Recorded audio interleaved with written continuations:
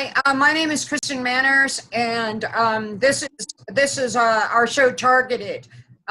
This is my co-host V, and we want to welcome you to our show today. The reason why we're doing the show Targeted is to inform the public about aspects of being a targeted individual. And today on the show Targeted, we have with us a targeted individual. His name is Mike Conan. And I want to thank Mike very, very much for coming on today. It was kind of a difficult decision for Mike to come on the show today because he's had to, like the rest of us, he's had to suffer many aspects of being a targeted individual. And that's why he did agree today to come on the show, was because he wanted to finally come on and discuss many different aspects of being a targeted individual. Mike believes that he's been a targeted individual maybe for a good deal of his life, but there's many areas of being a targeted individual that Mike particularly wanted to focus on today. And first I wanted to introduce Mike to my co-host B. Introduce yourself and tell us a little bit about why you wanted to come on the show today. One of the reasons I wanted to come on the show is because I'm this gang stalking and this V2K. I'm just fed up, and I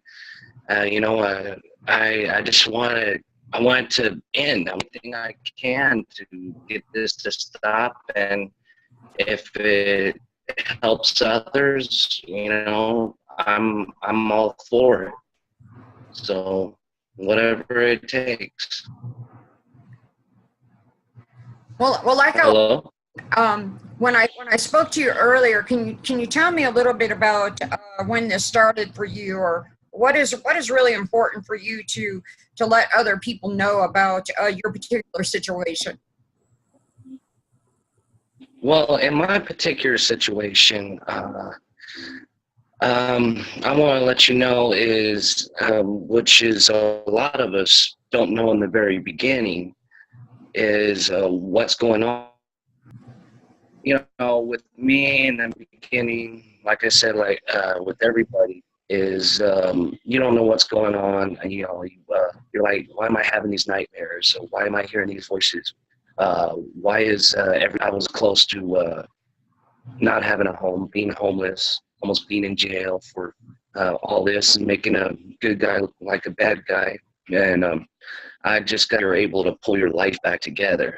It's just hard once you know what it is. And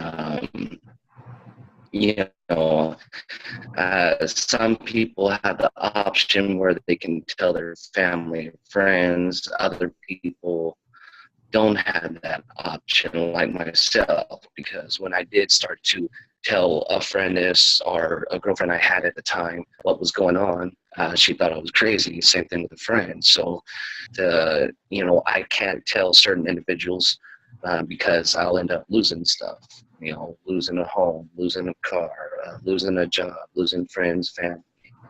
I already lost a relationship because of it.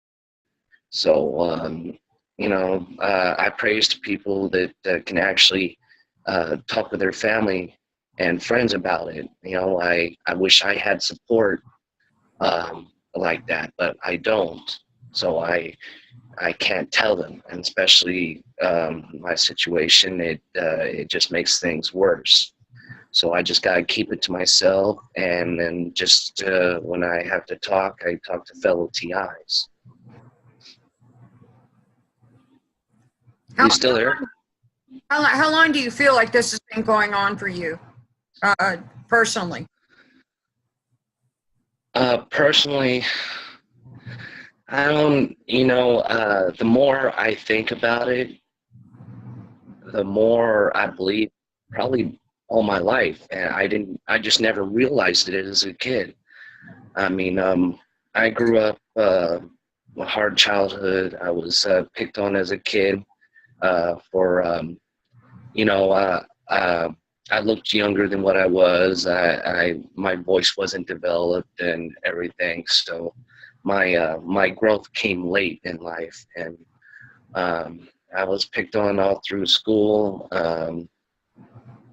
and got older and learned how to lift some weights to help me. And uh, when I was a kid and I moved to a new area in California, I didn't realize I moved into a gang and I was targeted as a kid, maybe because I was white or what.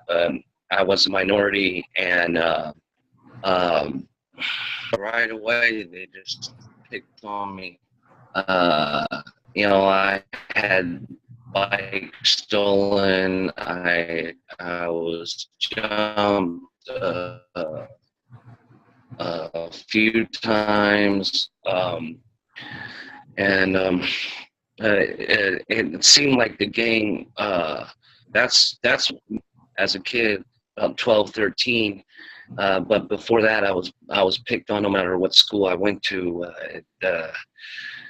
For no apparent reason. I wasn't bothering anybody, and they would just single me out, just like the gang did when I moved to another city in California.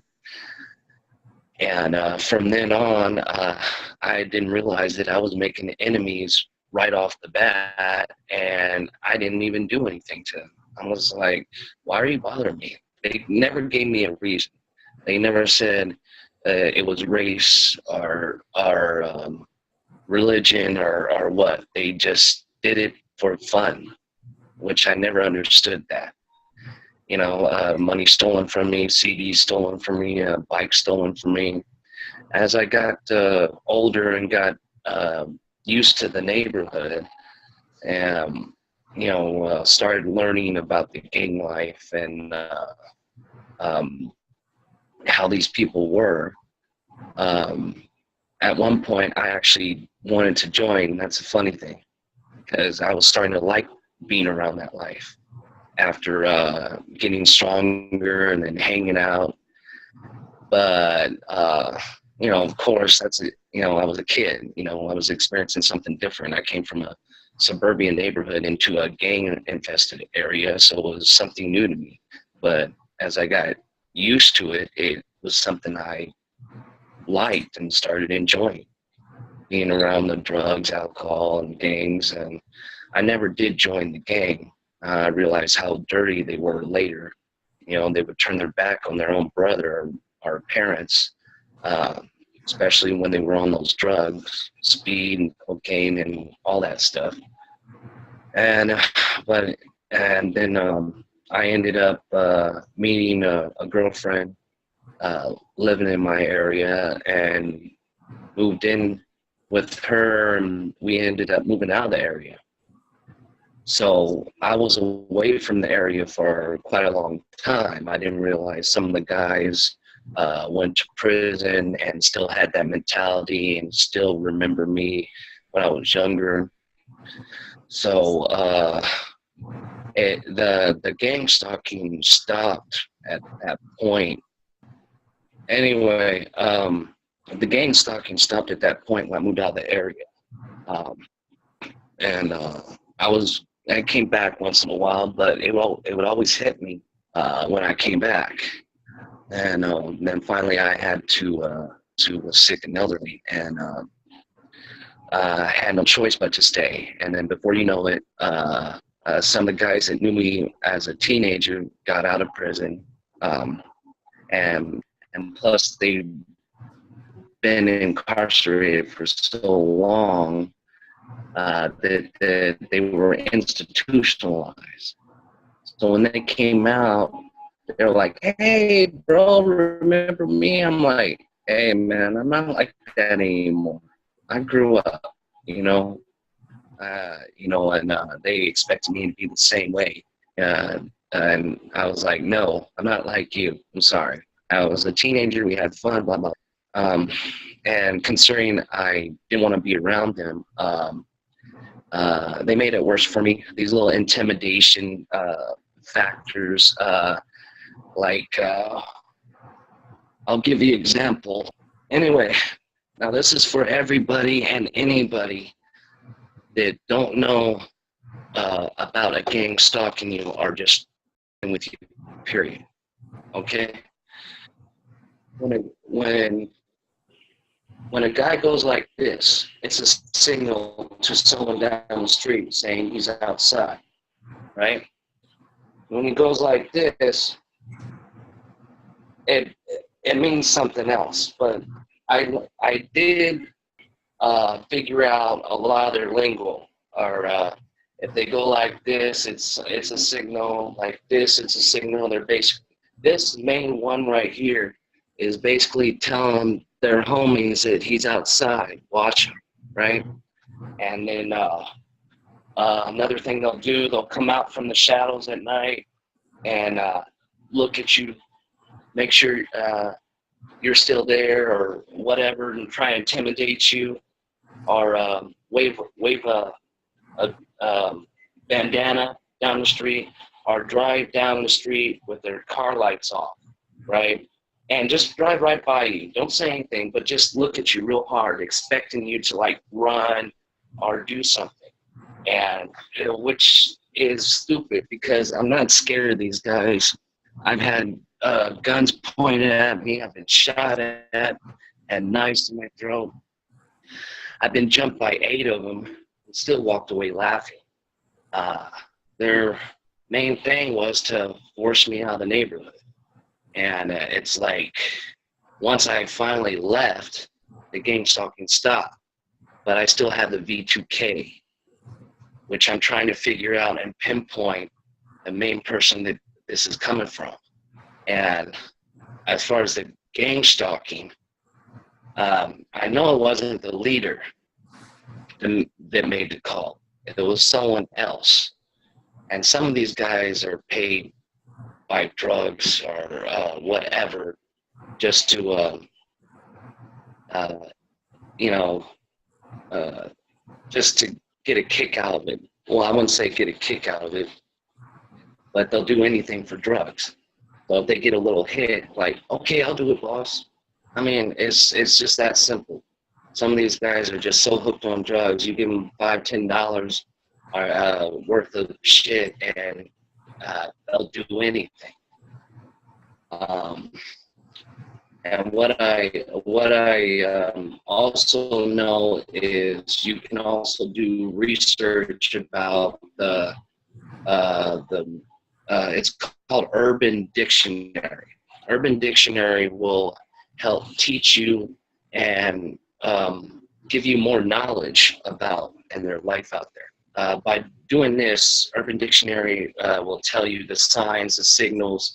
Like, for instance, if you hear a bird call on one side of the street, and then you hear that same bird call on the other side of the street, they're communicating.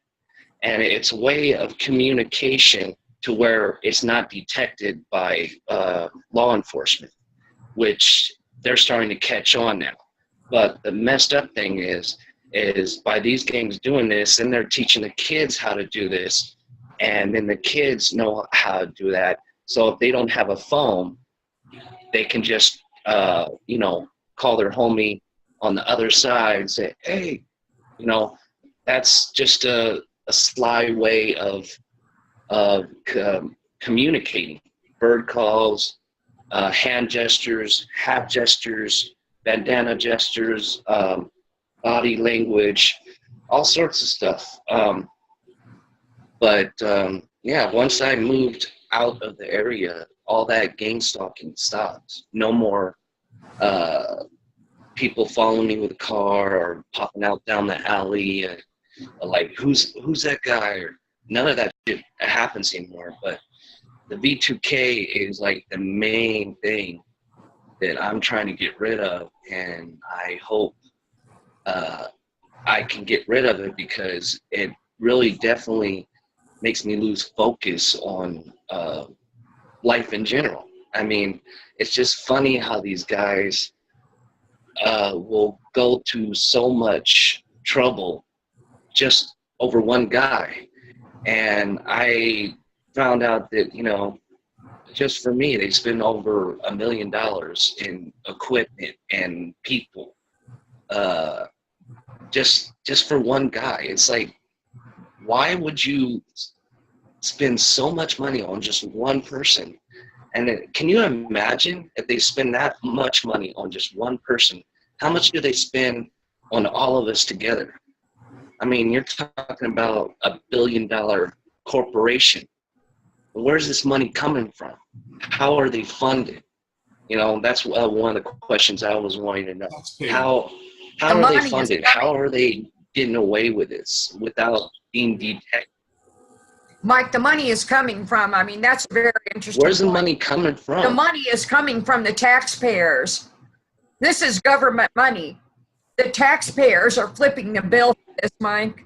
And then every time every time a person goes to work and they pay their taxes and then they file their taxes at the end of the year and they expect to get their money back, Uncle Sam is keeping that money. And then the taxpayers are flipping the bill for that too. So if they think that they are somehow getting their money back in return or somehow getting back at TIs or whatever, think again, because the taxpayers are the ones that are flipping the bill for all this. I got news for them. If they think they're somehow weeding out the population and whatever they think they're doing, because all they're doing is robbing the taxpayers from their money to fund these illegal activities. That's where the rubber meets the road on that one. I've got news for everybody on that. That's where that's at right there. And that's the bottom line. Technically speaking, I mean, the technology is already in place. It's already in the infrastructure of our society. From cell towers to satellite dishes to your Wi-Fi. It's all there. The infrastructure is there. They're really not spending that much money, but even if they did have to spend $10 million to kill one person, it's nothing. It's nothing out of their No, pocket. That's not coming out of their pockets. It's coming out of ours. no. And it's absolutely absurd to me that they would spend, they would complain first of all about supposedly, in particularly what a TI, in particular on public assistance, might society in getting rid of what I had a counselor come into my house and call TIs in a roundabout way, burdens, needy on the community is what he said to me. Those like you, I experience what he said, that are needy on the community. Well, if you want to get rid of those people that are needy on the community, so to speak, which is what it seems like they're trying to do, then I don't really see if that's a very good way of doing that, because you're just costing the community additional funds per year to the tune of millions of dollars by targeting them, by spending all this money. I mean, in my particular, they went so far as to have television commercials produced in my honor. If people want to learn more about gang lingo, gang stalking, go to Urban Dictionary. Google it. That will help if you don't know about anything suspicious in the area. Like good example, that's someone doing their gang stalking. If you see someone pop out down the alley, flashing a light at you, gang stalking. If you see a guy riding around a bike in circles and staring at you, and then there's you see shoes tied on the telephone wire. I mean, not only is that gang stalking, but it's also drugs being sold in the area. So they're looking at you as a threat because you're not buying from them. Yeah, again, Urban Dictionary, everybody. Google Urban Dictionary. They'll tell you everything you need to know about gangs, incarceration, lingo, gang signs and stuff like that. That way more people is aware, especially bird signs, bird signals, bird calls. There's different bird calls for each gang, and they do this to communicate because it's a way of hiding under the radar, so to speak, from law enforcement. And it's a sly way of getting around. But if this is more aware with other people out there as well as law enforcement, then maybe they can catch on and then stop these guys in the tracks. Because the V2K started with a gang stalking, and then if they can't get you with a gang stalking, they'll get you with a V2K. If they can't get with you with a V2K, they'll get you with a gang stalking. And when they get you with both, it just drives you up a wall. But people, when you figure out what is going on with you, don't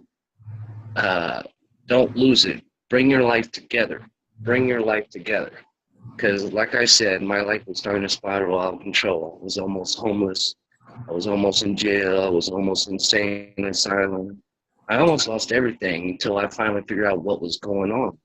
And thanks to PAX International that helped me figure out what it was, I started coming together, because for a while I couldn't get sleep.